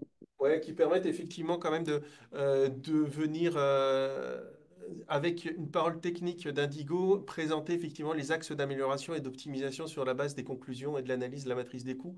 Donc c'est un regard extérieur et c'est une parole extérieure qui permet de renforcer aussi, comme on le disait notamment Centre Tarn tout à l'heure, l'argumentaire des techniciens sur le territoire. Mhm. Eh bien, merci pour cette précision, Benoît. Et du coup, voilà la carte à jour de vos référents, vers qui vous pouvez vous tourner si vous avez des questions, ou vers le cabinet Indigo.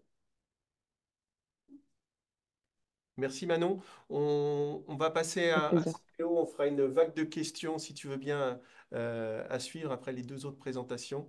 Merci encore et puis on va donner la parole à Antoine. Bonjour à tous, vous m'entendez bien? Très bien.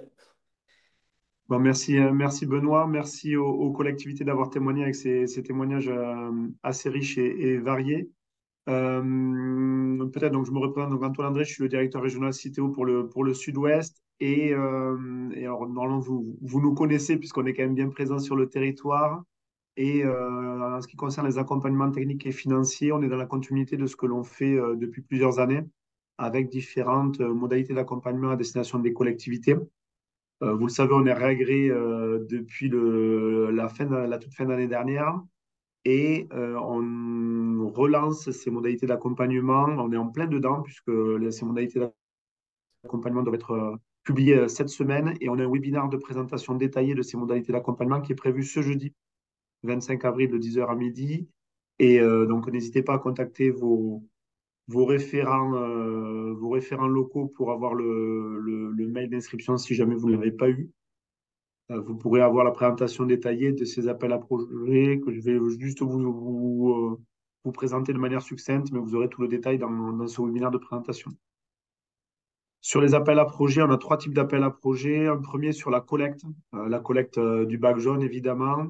Un autre sur la collecte hors foyer, donc c'est la collecte dans l'espace public. Et une nouveauté, on va avoir un appel à manifestation d'intérêt qui va être sur une cible particulière, que sont les professionnels de la restauration qui sont collectés par le service public et de prévention et de gestion des déchets.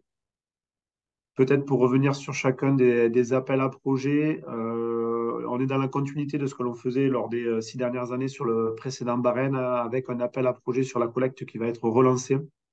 Le but, c'est d'accompagner les collectivités et être en complément des accompagnements de l'ADEME et des accompagnements de la région dans cette logique d'optimisation.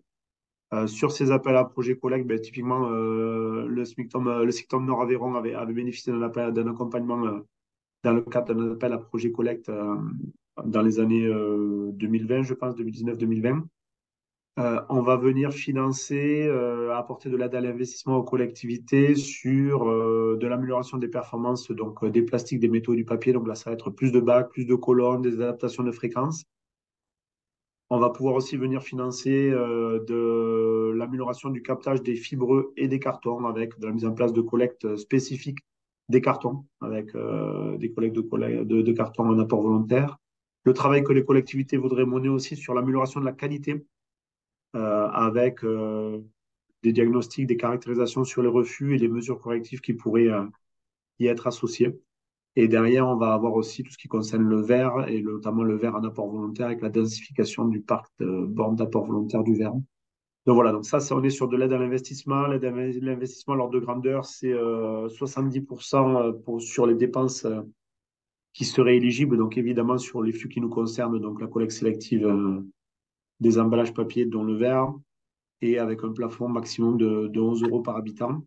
L'idée étant que les collectivités déposent des dossiers de demande avec un détail de leur projet. Derrière, il y a une analyse qui est faite et les meilleurs dossiers sont retenus pour pouvoir être éligibles à ce financement. Juste, oui, j'ai oublié de préciser, on aura aussi un accompagnement spécifique sur la TI. On en a un peu parlé là, lors des différents témoignages, mais il y aura un accompagnement à venir spécifique, tarification législative, qui devrait arriver dans le cours de l'année. On vous en dira plus par la suite. Sur le sujet de la collecte sélective, on a parlé de la collecte sélective à domicile, on va dire, chez les ménages. Là, on est sur le sujet de la collecte sélective, le déploiement de la collecte sélective dans les espaces publics. Dans les espaces publics, on va parler des rues, on va parler des plages, on va parler des parcs et jardins, des espaces naturels. Donc, il y a une obligation de généralisation en 2025 de cette collecte sélective dans l'espace public. Citeo a mené des expérimentations et a sorti un appel à projet pour accompagner les collectivités dans le déploiement de cette collecte sélective dans l'espace public. Ça peut être donc des collectivités qui exercent la compétence collecte, comme des collectivités qui exercent la compétence propreté, donc EPCI ou commune. Et là, on va venir apporter un financement sur les dispositifs, donc qui soient des corbeilles, des abris-bacs, des colonnes. Alors, j'ai vu que les logos en haut à droite, c'est sur Toulouse Métropole, et en bas à gauche, c'est Montauban. Voilà, et on a les photos de Cahors et de Limoges, donc voilà, avec différents dispositifs qui permettent de collecter les emballages dans l'espace public. Donc là encore, cet appel à projet qui existait déjà depuis l'année dernière va être prolongé et étendu sur l'année 2024 et 2025 avec des financements à solliciter auprès du CITO via un dossier de candidature. Il vous faut décrire votre projet et CITO pourra derrière revenir vers vous suite à l'analyse de votre dossier. Et dernier sujet, vous le savez, la réglementation a évolué. Citeo, qui était concerné uniquement par le sujet des emballages ménagers, a vu son périmètre évoluer. On est maintenant aussi agréé sur les emballages de la restauration.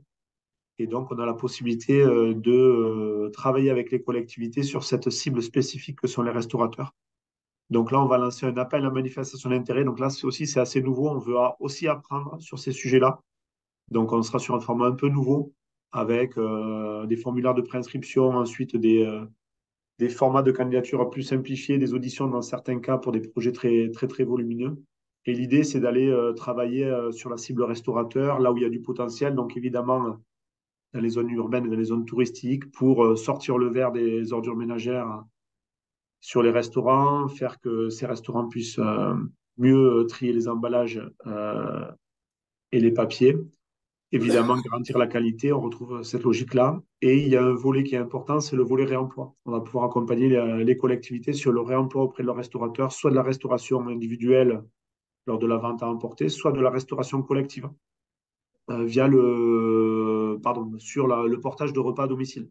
On peut accompagner les collectivités qui mettent en place du portage de repas à domicile à basculer sur des conteneurs réemployables. Donc là aussi, ça fait partie des nouveautés chez Citeo.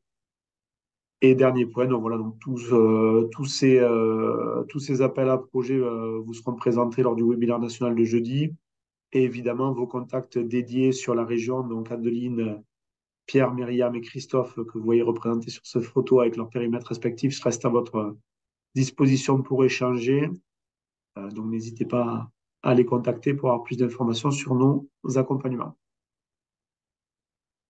Merci, hein. Merci Antoine, on est allé vite, mais l'essentiel a été dit. Et puis, on a vu les liens vers les webinaires et vers les appels à projets. Donc, tous les détails, j'imagine, vous les retrouverez sur ces liens-là. Et effectivement, le contact, comme pour l'ADEME, des différents référents territoriaux, c'est le plus important. Peut-être, est-ce qu'il sera possible d'ajouter peut-être les coordonnées, Antoine, sur la carte, au moins mail? Oui, alors le format de l'adresse mail, c'est prénom.nom@citeo.com pour chacun d'entre nous. Voilà, donc il y a déjà ce contact-là, donc n'hésitez pas à les contacter d'ores et déjà par mail. Ah oui, c'est marqué en bas, effectivement, je ne l'avais pas vu. Merci Antoine. On continue alors très rapidement, nous, le tour d'horizon côté région. Alors moi, pour ceux qui ne me connaissent pas, Benoît Thierry, collègue de Bruno Garde au sein de la région et service déchets économie circulaire. Voilà. Rapidement c'est assez copieux, mais vous retrouverez ça. On va pas lire l'exhaustivité de ce document-là. Sur les accompagnements financiers, effectivement, et par rapport à notre sujet du jour, la possibilité d'accompagner au travers de notre dispositif d'aide aux projets locaux en matière de déchets et d'économie circulaire, à la fois de l'étude d'aide à la décision, hein, comme celles qui ont été évoquées aujourd'hui, l'utilisation des services publics déchets, des études sur la tarification incitative, des CARAC, des schémas territoriaux biodéchets, et ainsi de suite. Voilà, depuis 2018, ce sont donc, j'ai oublié de le dire, 350 projets globaux, hein, soit études, soit investissements qui ont pu être accompagnés. Donc, c'est pas rien, effectivement, à l'échelle de la région. Et le deuxième bloc, après ces études, l'accompagnement de ces études, c'est des aides donc, aux investissements, à la réalisation des projets, alors qui sont de tonneaux, soit effectivement sur des aspects de prévention, lutte contre le gaspillage, l'accompagnement des recycleries, des matériothèques, du déploiement de la tarification incitative. Bon, je vais pas tout lire. Soit effectivement sur les aspects après collecte, valorisation des déchets, notamment autour de la collecte séparative des biodéchets, l'aménagement des plateformes de broyage des déchets verts et surtout de compostage des biodéchets avec une réglementation donc, qui nous rattrape sur ce sujet-là, et des focus aussi autour des déchets du BTP, l'accompagnement notamment de plateformes pour les professionnels. Voilà. Claire l'a bien vendu tout à l'heure, je reviens quand même dessus. Effectivement, le parcours contrat transformation déchets Occitanie qui a été lancé en 2022 avec 3 modules d'accompagnement spécifiquement des collectivités autour du SPPGD. Donc le premier, c'est ce qu'on appelle l'appel à candidature nouveau territoire engagé qui permet d'accompagner des postes de chargés de prévention dans les collectivités à hauteur de maximum 50% d'aide, plafond 20 000 euros, renouvelable une fois, effectivement, et qui a eu beaucoup de succès. D'ailleurs, La prochaine édition se clôture cette semaine, en fin de semaine. Donc les derniers intéressés, n'hésitez pas à postuler au travers du fichier de candidature. Le deuxième bloc sur l'optimisation et le progrès, où là c'est vraiment quelque chose d'original, un dispositif original qui permet d'accompagner sur des investissements un petit peu borderline, mais durs sur les bacs, sur les camions, sur du génie civil, l'infrastructure de déchetterie, de caisse transfert, et ainsi de suite. C'est des dépenses qu'on ne peut pas accompagner normalement dans nos dispositifs, mais moyennant un engagement réciproque autour de la prévention, on peut apporter une aide sur ces dépenses-là. Avec un plafond à 20% pour les communautés de communes et 10% pour les communautés d'agglomération, et un plafond d'aide à 300 000 euros. Et le dernier bloc pour les meilleurs de la classe, effectivement, qui sont engagés particulièrement sur la performance, notamment les contrats de performance, sur la tarification incitative, sur la sensibilisation innovante, la possibilité d'accéder à des financements particuliers aussi sur cet aspect-là. Donc, vous retrouverez, on remettra sur cette slide-là, les liens vers une description plus détaillée de ces 3 blocs du contrat transformation déchets. Dernière possibilité, dernier levier financier au niveau de la région, c'est celui de la maîtrise du FEDER, hein, avec un volet qui est possible maintenant sur l'économie circulaire, hein, dans le nouveau programme 2021-2027, et des aides qui ont été focusées sur le soutien au projet de transition vers l'économie circulaire. L'axe 1 que vous voyez ici, et notamment les actions de prévention autour de la tarification incitative, notamment. Et sur le deuxième axe, des investissements sur la collecte séparative des biodéchets, la création de déchetteries innovantes, et je précise bien innovantes, ou des déchetteries dédiées aux professionnels, la création et aménagement d'unités de valorisation organique par compostage. Bon, vous retrouverez tout ça également, mais n'hésitez pas à nous contacter pour avoir plus d'informations dessus. Et on fera le lien avec nos collègues qui sont en charge de la distribution des fonds européens. Comme Citeo, comme l'ADEME, on vous remet la carte avec les différents référents territoriaux. J'espère que vous les connaissez déjà bien, à la fois les têtes et les coordonnées, mais on vous le remet avec une petite précision sur la partie la plus occidentale, Naïma Moncan, qui est actuellement remplacée par Claire Baluet pendant quelques mois. On vous remettra également, je vois que je ne l'ai pas mis ici, mais les coordonnées de Claire pendant cette période-là. Donc, on a décrit l'accompagnement financier, mais vous avez bien vu, notre volonté, c'est d'aller plus aussi sur l'animation et l'accompagnement vraiment de proximité avec les EPCI déchets. Donc, on se positionne comme accélérateur de projets innovants, comme facilitateur d'échanges entre collectivités, acteur de mise en relation et animateur de réseaux d'acteurs déchets, hein, comme ce qu'on compte mener là. Et à ce titre-là, je vais donner la parole à Aurélie, qui est là pour nous aider à faciliter le montage de cette action d'animation. Donc moi, c'est Aurélia Rosarena. Je suis stagiaire au sein du service déchets économie circulaire pour 6 mois. Et je travaille donc sur l'animation auprès des collectivités de l'optimisation du service public de gestion des déchets. Donc une animation qui va passer beaucoup par une plateforme qui est Cyclope, dont vous devez pas mal entendre parler en ce moment. Et en particulier la communauté tournée autour du SPGD qu'on a évoqué tout à l'heure. On va pouvoir vous partager pas mal de ressources qui seront partagées donc par la région, mais aussi par d'autres contributeurs. Ce travail, il passe donc par la création d'outils de partage, comme des retours d'expérience, des fiches techniques, des vidéos, en complément de ce qui existe déjà, notamment sur le site de l'ADEME.